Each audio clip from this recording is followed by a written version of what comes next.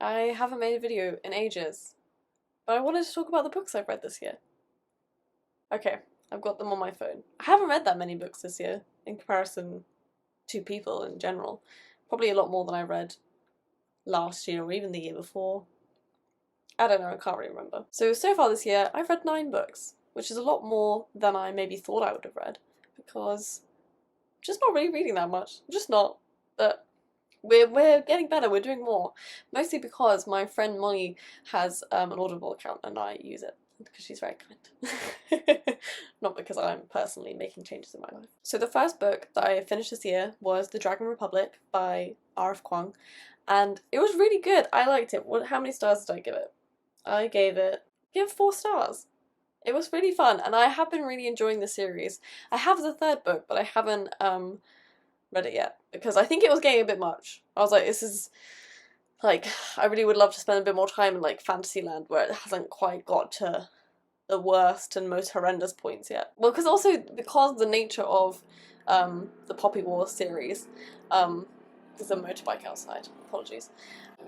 Because of the nature of the Poppy Wars series and how it is essentially about colonial wars, they have been quite intense and quite dark the entire time.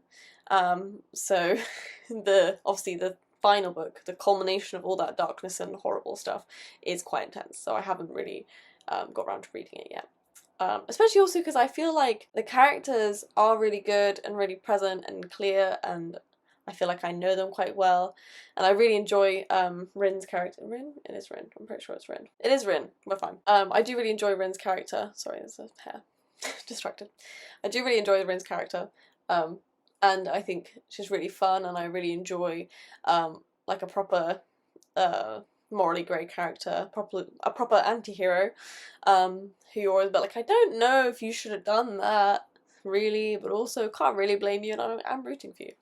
And I think the author does this really, really well. But the rest of the characters, I feel like, I don't know whether it's just like my particular thing about it, but I really love a very intense, very, I don't know, spending a lot of time with characters in kind of a bit more emotional ways, if that makes sense. I think really the thing that I'm finding with this series is there are a lot of people who obviously spend a lot of time together, but because of the nature of the wars and also kind of the pace that the books are set at, there's not a lot of still time to make very strong bonds. And there is a strong bond between Rin and, can't think of his name. What's his name? One who was mean in the beginning, but then wasn't later on. What is his name? I can't remember his name, because I read this in January. It's very clear that there's like, in lots of ways, very genuine chemistry and relationship between them. I would not go as far to say, oh, we're getting emails, sorry. I would not go as far to say love interest. That feels a bit of like almost like a cheap term for the characters and their relationship.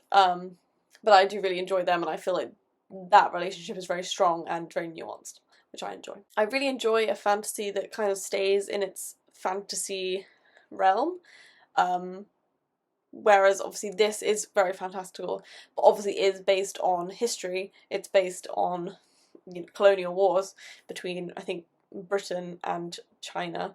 So obviously there's a lot of like, and it's not so much I don't care about like the criticism of like, you know, like Western or whatever, like it's all fine, let's do it. I think it's more that whenever there are fantasy realms that introduce like a Christian based kind of crusading group, like in Game of Thrones when they have the very, very strict religious people arrive quite late on, I just don't enjoy that.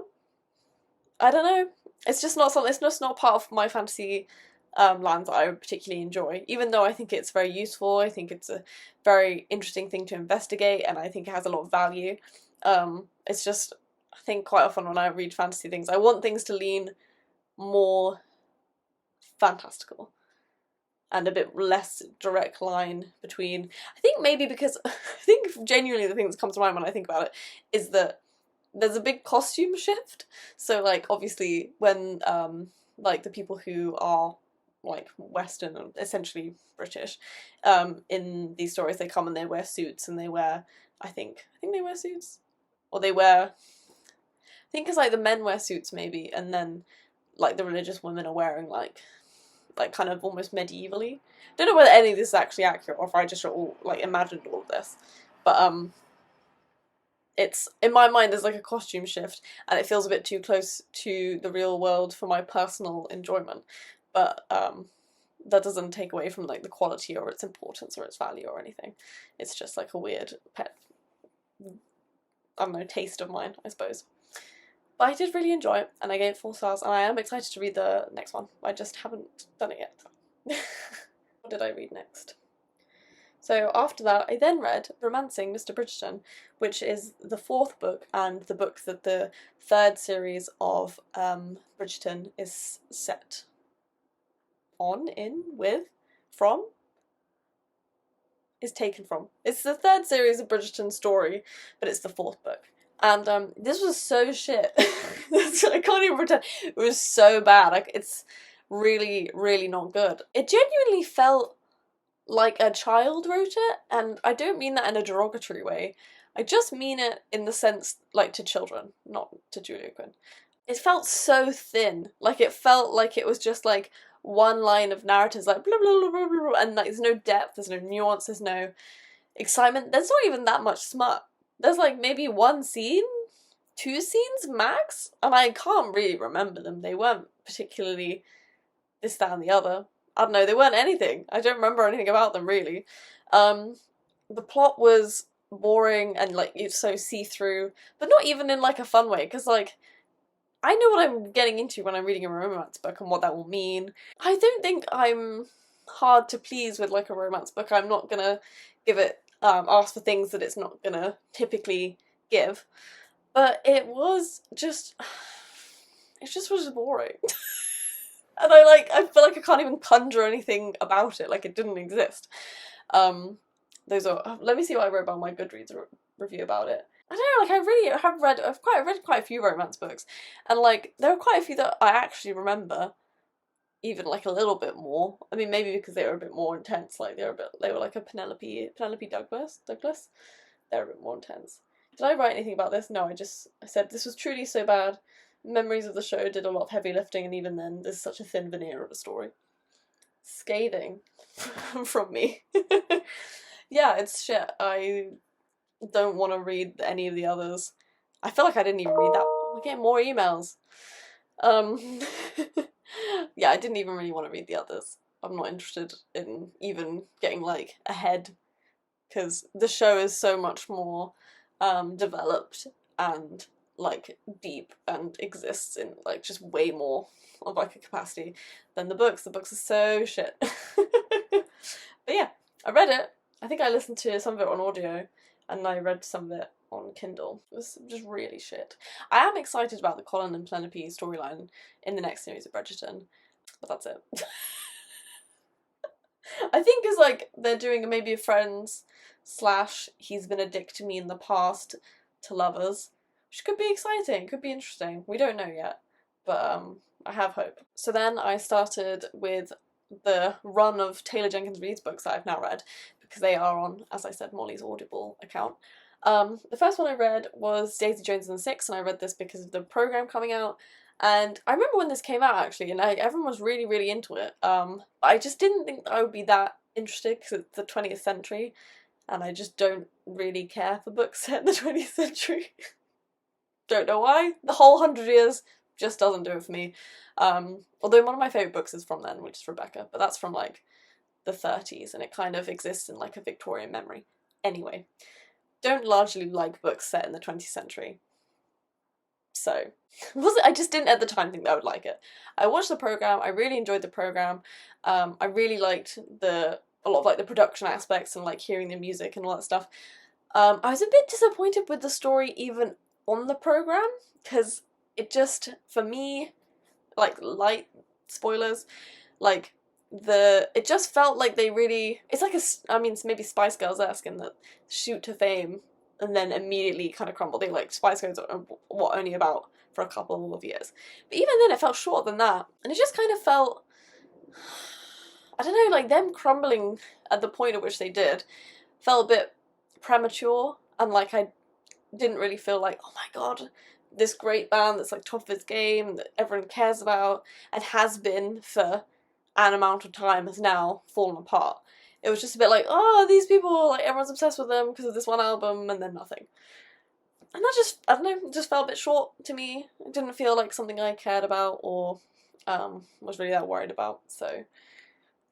I also didn't really enjoy, like, the Billy and Daisy relationship was interesting, but I prefer maybe a bit more of an intense, it was intense, but like, I don't know, I just felt like they were both like stuck at these points, and yes, they do have like resolution at the end, in the sense that they both kind of move on and like live their lives properly, but that was so little of the book.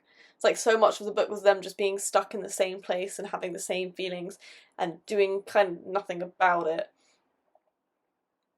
And I was just like, I just don't care. And also like I think this is like a theme that comes up in how I feel about a lot of Taylor Jenkins Reid books, but I just felt like there's no weight in any of the scenes, and like I think partly at first I thought maybe that was because this one was set in or it was told through like a script of like an interview, and so obviously often it is someone recounting something that happened, but I don't know, it just felt a bit flat for me. Like, I don't know if I would have preferred it to be a bit less like an interview, or like interview bits shot through parts of longer prose, because I just felt like it was just like a lot of chat, but like it didn't feel like I was in the scenes, it didn't feel like I was part of it, which was a bit shit.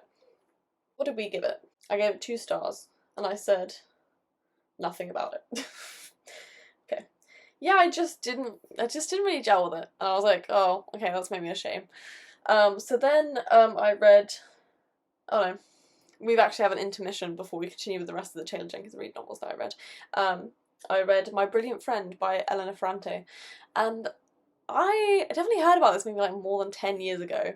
There were people reading it, and I maybe couldn't have read it until now. Like, I was just like a bit young, and even then now I'm a bit like, maybe I was not like too young because I'm 24, but in the sense that the kind of perspective, the kind of pace, I don't know, I just didn't really connect with it. It was good and it was well written, and I felt like I knew where I was when I was listening to it.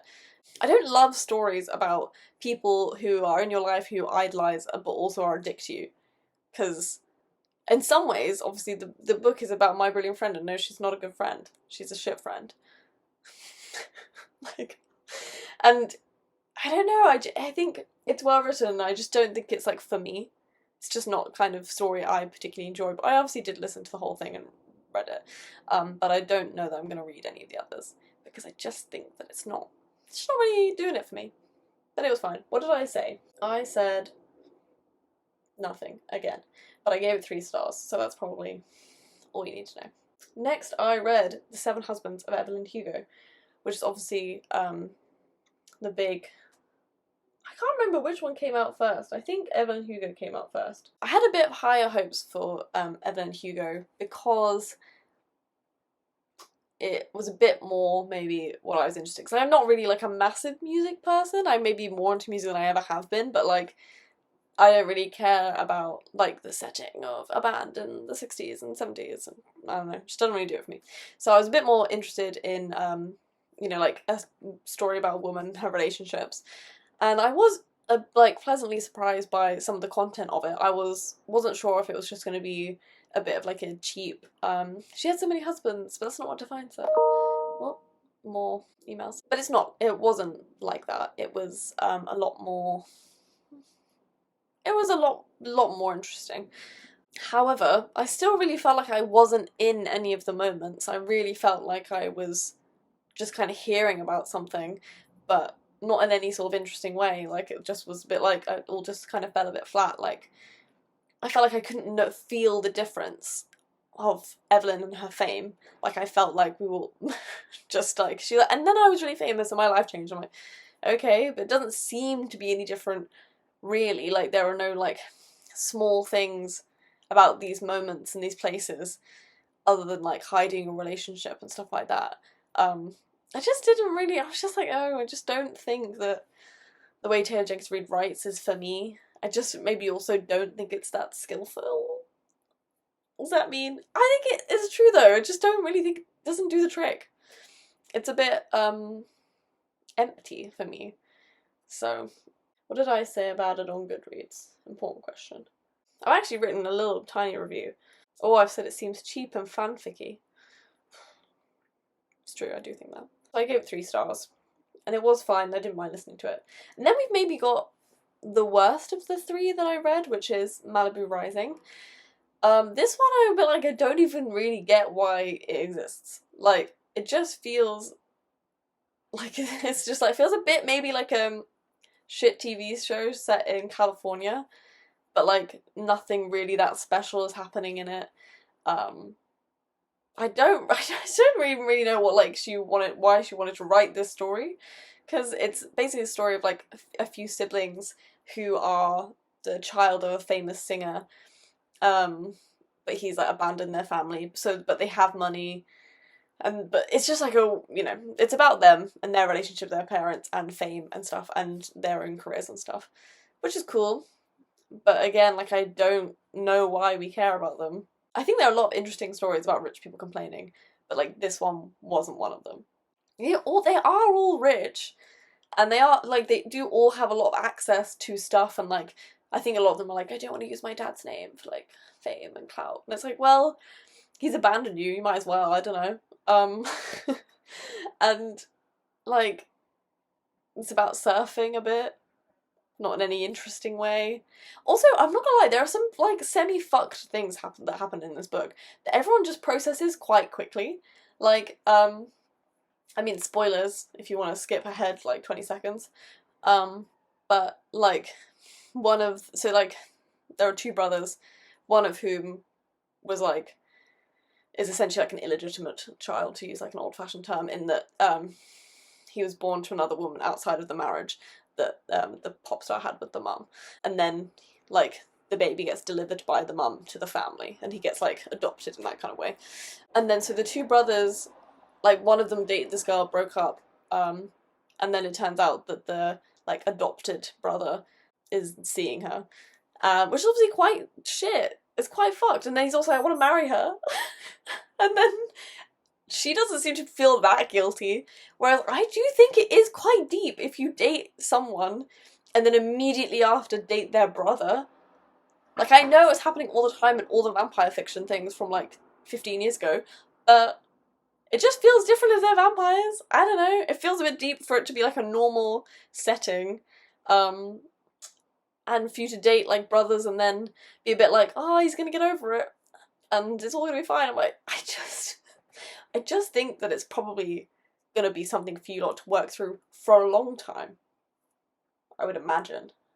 But everyone's like, no. Like, I kind of feel bad about it. It's not ideal. I'm like, mate, you're shagging his brother. He just broke up with you.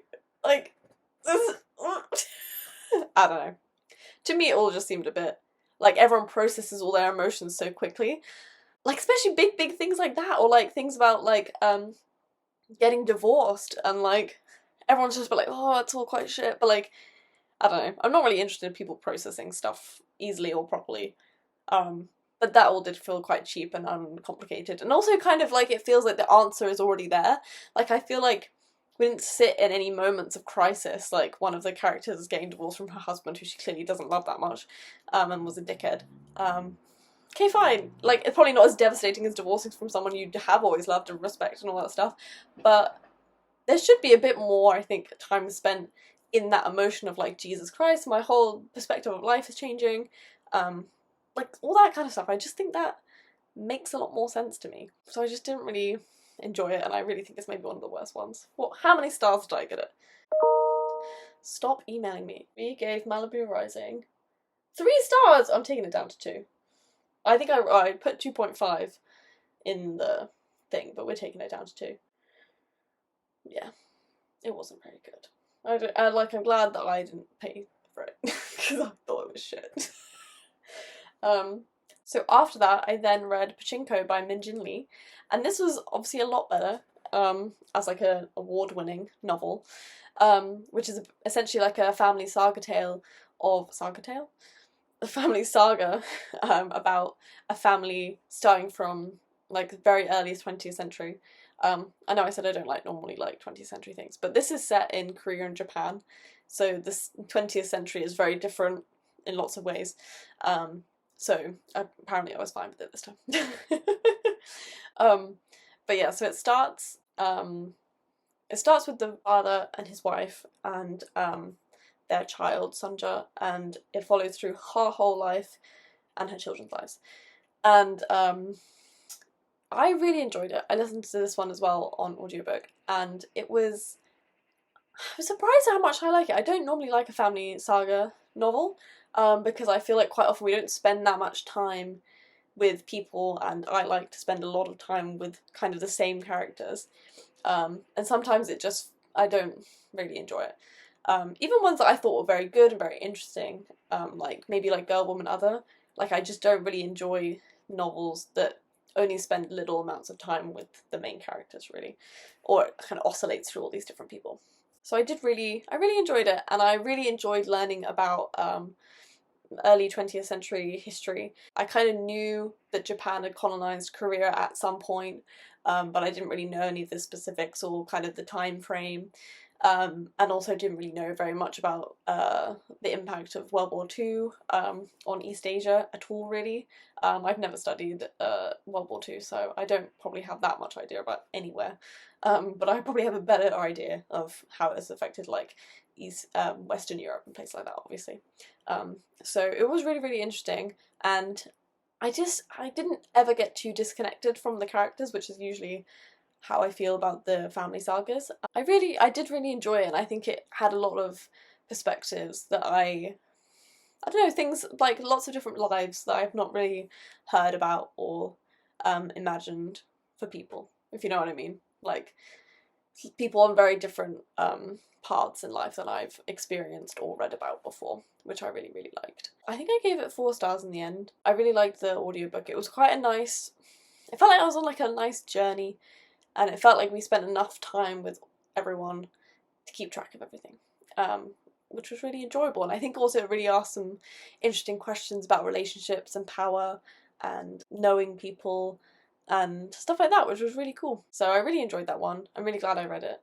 The next book that I read after that was A Curse So Dark and Lonely by Brigid Kemmerer? Yes, Brigid Kemmerer. And I'd seen this one about, it's not something I ever particularly anticipated reading. It was just it was on the Audible, and I was like, ooh, a little classic fantasy, I'm in. And it was classic fantasy, maybe so classic it was extremely boring. So this one is essentially a Beauty and the Beast retelling. One of the big things about it is that the main character has cerebral palsy, which is really cool and interesting because it is like a facet of her character, but it doesn't really define the main character. And also obviously interesting in regard to the Beauty and the Beast paradox storyline thing. I don't know that it did much with it, but also in some ways I don't want to ask this book to really investigate these themes as like a responsibility, but it probably would have made it a bit more interesting. And she was still cool, and she did all the things that all the fairy tale retelling girlies do, which was enjoyable, but the rest of the story really wasn't that interesting. Like, in some ways I quite enjoyed the fact that you stayed in this fantasy setting for a long time, and like it is like the main character, Harper, is from America. She's from Washington DC, and she gets accidentally transported into the fairy tale world, which was fun, and I do really enjoy that. I like a fairy tale retelling. I don't really want to say that it was like a rubbish version of ACOTAR, but it's more like ACOTAR's maybe done largely what you wanted to do, other than obviously any sort of important disability rep. So I think it maybe needed to lean more into asking interesting questions about the nature of the Beauty and the Beast ideas and disability in fantasy fiction, just to make it a bit more interesting, because it just wasn't really.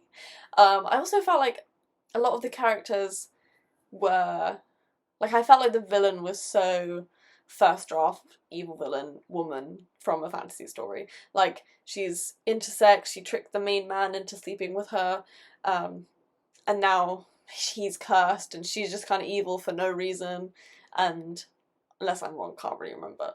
But I'm pretty sure there was no major reason why she was so evil. She was just against him, and a lot of the women characters are mothers and they're nice.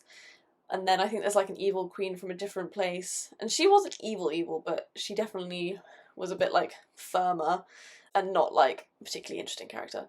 Also because I think it was going in maybe a kind of Percy Jackson-esque funny fairy, like, you know, fantasy versus real world thing, because they kept calling her Harper of DC, as if, you know, like DC's like a land far away and she's the Lady Harper and all this stuff. But that was like maybe the only joke that they had about her, I don't know, or funny thing that happens about her being from like the real world. So it just kind of felt like a lot of missed opportunities, really. And you know what, I probably enjoyed it more than some other, I definitely enjoyed it more than all the Taylor Jenkins Reid books, even though perhaps they were a bit better written. It wasn't a bad way to spend some time on the tube listening to this. And I don't think I'll read any of the books in this series. Probably. Like, unless from the library and I've got nothing to do. Like, I could maybe finish them on holiday. But I think also there was supposed to be a love triangle.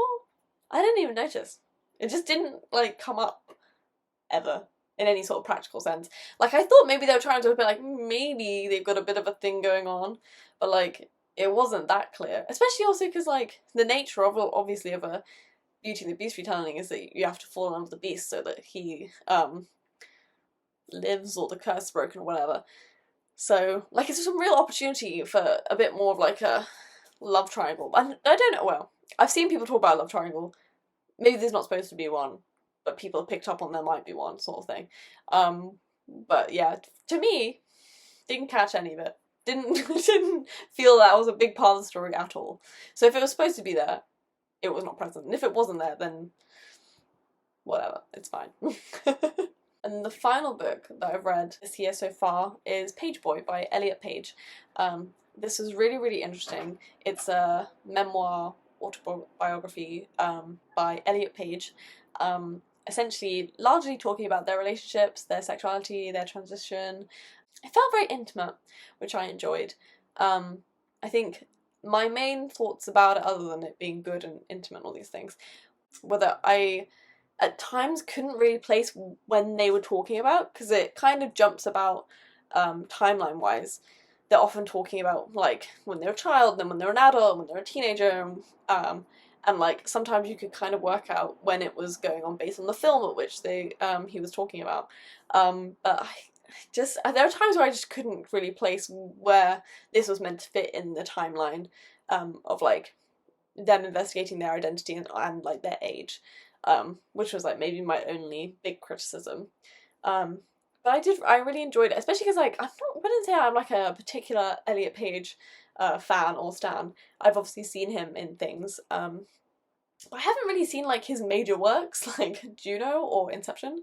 So yeah, I just read it because it was around, and I'm always interested in celebrities' memoirs if they seem to be an otherwise interesting artistic person. I enjoyed it, and I'm glad that I read it, and the audiobook is read by Elliot himself, which was really enjoyable, and he read it really nicely. So I think I gave that one, I think it was more of a 3.5, but I gave it 4 stars on Goodreads, because it does feel a bit deep and a bit weird to give a star rating to somebody's memoir, especially about so many, you know, like a topic that's really in the news at the moment, and like in discourse, which is essentially about like gender identity and things like that. But yeah, I wanted to read it. I wanted him to have a good rating, because I wouldn't be surprised if there are some horrible people giving undeserved ratings. So yeah, those are all the books that I've read this year so far. Things I'm thinking about reading. I went to a thing at Penguin, and I got a couple of free books. So I've got The Three of Us, which looks really good. I started reading it. This is also written in NaNoWriMo, which is crazy, because I've participated in NaNoWriMo a lot of times. Not so much as an adult, but I definitely did it a lot when I was a teenager. And that's how this book was written. Isn't that crazy? So I'm really excited to get on that. It's also very, very tiny, so I can get through it quite easily. And then this one, I feel like was being sold as like a Bridgerton-esque, I don't know, but it's a romance book. It's set in the 18th or 19th century. It's early 20th century. God, I'm always reading in 20th century. Which is about a wealthy black family in Chicago. But it says that it's for fans of Bridgerton and the Gilded Age. So I'm intrigued to read this one too. Can't think of anything else that's I'm preparing to read. Hopefully there'll be things. I need to be reading. I need to be, but we shall see. Thank you for listening to me jabber on. Hopefully you enjoyed hearing about all the books I've read this year. See you later!